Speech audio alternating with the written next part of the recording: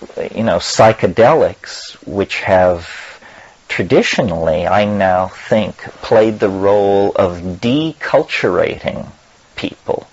I think the anthropologists got it slightly wrong.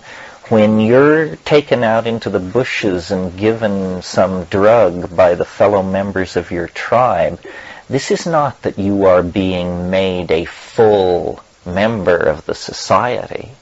It's that you were a full member of the society, and now what you're being shown is what's under the board, the tricks of the trade. You're being turned into not a full member of the society, but what my brother has called an extra-environmental.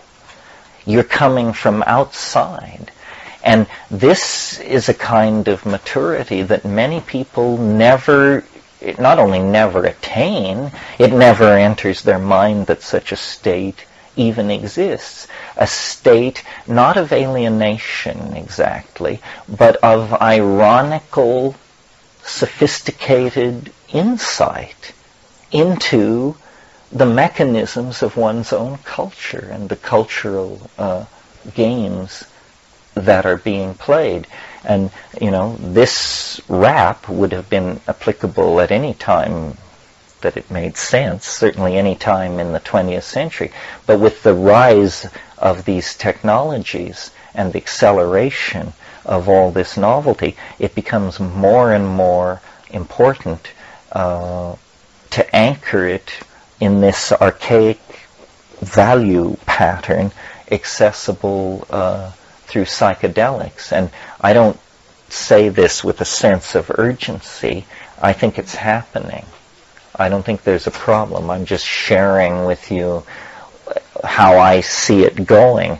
The people who are running the internet at the developmental and cutting edge level are very psychedelic. I mean, the connections are not lost, whether it's consciously or unconsciously apprehended.